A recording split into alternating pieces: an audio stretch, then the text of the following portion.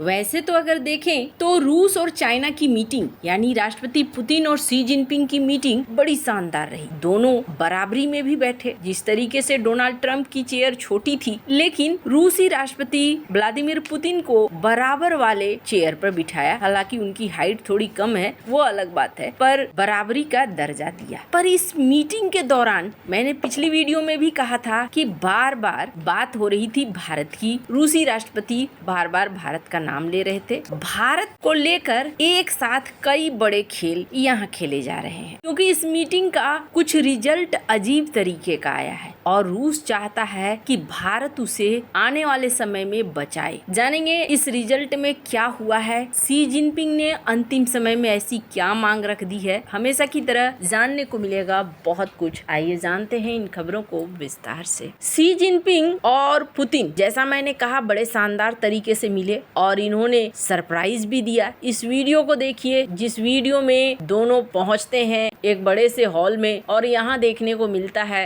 दोनों का बड़ा सा तस्वीर। और इस तस्वीर को देखकर राष्ट्रपति पुतिन खुश भी होते हैं। दुनिया के लिए एक मैसेज भी जाता है कि देखो जी, हम दोनों दोस्त बहुत पुराने वाले पक्के वाले मित्र हैं। न सिर्फ इतना, बल्कि इस मीटिंग के दौरान चाइना ने एक और संदेश दिया कि नहीं डोनाल्ड ट्रंप, हम G2 की तरफ नहीं जाने वाले हैं, हम मल्टीपोलर वर्ल्ड की तरफ जाने वाले हैं। यानी कई सारे देशों के साथ हम संबंध रखेंगे, सबके साथ हम रिश्तों को अच्छा रखेंगे। जिनसे हमें लगेगा कि इनके साथ हमारे रिश्ते अच्छे हो सकते हैं, हम उनके साथ अच्छे रिश्ते रखेंगे, अपने नियमों के आधार पर रखेंगे। यानी डोनाल्ड ट्रंप को एक बड़ा झटका। डोनाल्ड ट्रंप जो सोच कर गए थे वैसा यहाँ होता हुआ नहीं दिख रहा है। पर यहाँ राष्ट्रपति पुतिन के आने का एक बड़ा मकसद था। और राष्ट्रपति पुतिन यहाँ क्यों आए थे? पहली बात तो ये कि डोनाल्ड ट्रंप और शी जिनपिंग की मीटिंग के बाद क्या सीन है वो भी, और दूसरी बड़ी चीज थी सर्बिया 2 गैस पाइपलाइन। जिस तरीके से ये देखने को मिला कि यूरोप अब धीरे धीरे हट रहा है रूस से, रूस के तेल गैस को नहीं खरीदना चाह रहा है। वहीं अमेरिका के प्रतिबंधों का असर भी कुछ हद तक दिख रहा है। हालांकि अगर भारत की बात करें तो भारत ने सीधे कह दिया है कि हम तुम्हारे प्रतिबंधों को नहीं मानेंगे, हमारी जरूरत होगी तो हम तेल और गैस खरीदेंगे। तो रूस के लिए एक राहत की बात है। लेकिन रूस चाहता था भारत का मार्केट तो है सो है, चाइना का भी एक बड़ा मार्केट मिल जाए और सर्बिया 2 गैस पाइपलाइन शुरू हो जाए। ये एक ऐसा मौका है जिस मौके को भुनाना चाहता था रूस भी, क्योंकि ईरान को घेर रखा था ट्रंप ने। अब ईरान को घेर रखा था तो चाइना के अंदर दबाव भी बन रहा था। ऐसे में साइबेरिया 2 पाइपलाइन के चालू होने के बहुत ज्यादा चांसेस थे। पर इन सारी मुलाकातों के बाद एक ऐलान होता है कि हम अमूर नदी पर केबल कार चलाएंगे। लेकिन ये ऐलान नहीं होता है कि सर्बिया 2 गैस पाइपलाइन को हम चालू करेंगे। कहा जा रहा है कि पुतिन तो चाहते हैं कि बनकर तैयार हो चुका है, पैसा काफी हद तक लग चुका है, इसलिए ये गैस पाइपलाइन शुरू हो जाए। लेकिन जिनपिंग उस मोड में नहीं दिख रहे हैं। जिनपिंग आराम से बात करना चाहते हैं, अपने हिसाब से रेट तय करना चाहते हैं। क्यों? क्योंकि अभी क्या सीन हो रहा है, अभी ये सीन हो रहा है कि जो ट्रंप के द्वारा राहत दिया जा रहा है रूस और ईरान के तेल की खरीद की, ईरान से जो भी तेल खरीदे जा रहे हैं उसका पेमेंट करवाया जा रहा है चाइना के करेंसी में। तो एक तो चाइना के टैंकर्स भी अब निकलने शुरू हो गए स्ट्रेट ऑफ हॉर्मुज से, और दूसरा चाइना की करेंसी को ताकत भी मिल रहा है यहाँ से। ऐसे में चाइना अभी सोच रहा है कि अच्छा ठीक है, रूस को भी हम हल करेंगे धीरे धीरे। अब वो जो दोस्ती आपने देखी, बड़ा सा तस्वीर, बहुत बढ़िया वाली दोस्ती, सारी चीजें सिर्फ दिखावा होता है, संकेत होता है। और चाइना के केस में तो ये विशुद्ध संकेत ही है, क्योंकि इसका मकसद सिर्फ एक ही रहता है, मुझे प्रॉफिट कैसे हो रहा है, मुझे प्रॉफिट कैसे हो रहा है। अब ये जो अमूर नदी का ऐलान हुआ, मैंने इसकी बात क्यों कही? अमूर नदी वो नदी है और वो इलाका है जिस पर केबल कार प्रोजेक्ट की घोषणा हो गई, और इस प्रोजेक्ट पर कथित तौर पर पैसा लगाया है रूस ने ही। यानी ये जो नदी है, इस नदी के इस पार चाइना है और उस पार रूस है। चाइना कहता है कि ये इलाका हमारा है, ये नदी भी हमारी है। और एक जमाने में रूस और चीन लड़े भी थे। 19वीं सदी में जब चाइना का साम्राज्य कमजोर था, उसमें रूस ने कई ट्रीटी के जरिए अमूर के इलाके के बड़े हिस्से पर कंट्रोल ले लिया था। अमूर के उत्तर का बड़ा क्षेत्र रूस को मिला था और चीन सी ऑफ जापान तक सीधी पहुंच खो बैठा। चाइना ये कहता है कि वो ट्रीटी सही नहीं थी। 1960 में एक ऐसा दौर भी आया जब कम्युनिस्ट होने के बावजूद चाइना और रूस बॉर्डर पर लड़ पड़े थे। अमूर अमूर और उशूरी नदी के क्षेत्र में हथियार बंद झगड़े हो गए थे। दोनों देशों की सेनाएं आमने सामने आ गई थी और दुनिया न्यूक्लियर युद्ध के काफी करीब पहुंच गई थी। अमूर सिस्टम के कई आइलैंड पर आज भी डिस्प्यूट है। चाइना का कहना है कि हमारी जमीनें हैं, आप हमें ये जमीन को दे दो। लेकिन अभी अगर आप देखेंगे तो अभी उसी अमूर नदी पर केबल बन रहा है। रूस को ये पता है कि धीरे धीरे रूस यूक्रेन युद्ध की वजह से वो कमजोर हो रहा है और उसे बड़े मार्केट की जरूरत है। लेकिन रूसी राष्ट्रपति व्लादिमीर पुतिन कच्चे खिलाड़ी नहीं है। चाइना के साथ व्यापार को रखते हुए ये भारत के साथ कुछ बड़े बड़े एक्शन ले रहे हैं। स्क्रीन पे एक वीडियो देखिए। अभी हाल ही में रूस और भारत के बीच में एक मीटिंग हुई, जिस मीटिंग में तय हुआ कि किस किस क्षेत्र में हम एक दूसरे की मदद करेंगे। जहां भारत की तरफ से साफ साफ कहा गया कि हम रेयर अर्थ मटेरियल के मामले में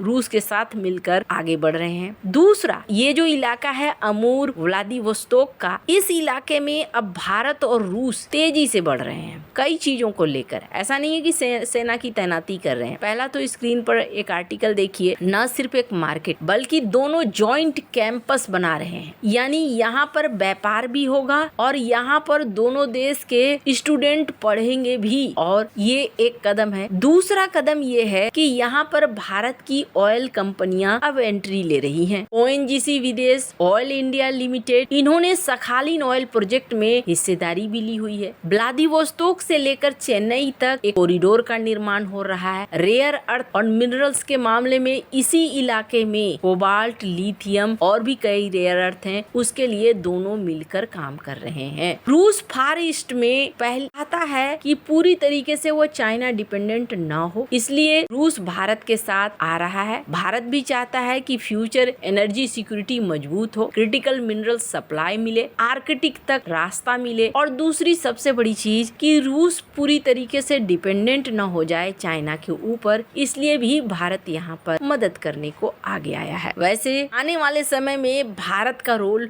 बहुत खास होने वाला है। जिस तेजी से भारत यूरोप को भी साध रहा है, यूरोप के कई देश अब ये कहते हैं, जैसे एस्टोनिया के PM, कि भारत में ही वो ताकत है कि भारत रूस को मना सके रूस यूक्रेन युद्ध को रोकने के लिए। यूरोप के साथ भी भारत के अच्छे संबंध बन रहे हैं, रूस के साथ भी, और कहीं न कहीं अमेरिका और चाइना के साथ भी ऐसे संबंध तो जरूर बन रहे हैं जिससे कि व्यापार व्यवसाय चलता रहे। आपको क्या लगता है इन सब मामले में, आपकी क्या राय है, कमेंट कर जरूर बताएं। जल्द मिलते हैं अगले वीडियो में नई खबर के साथ।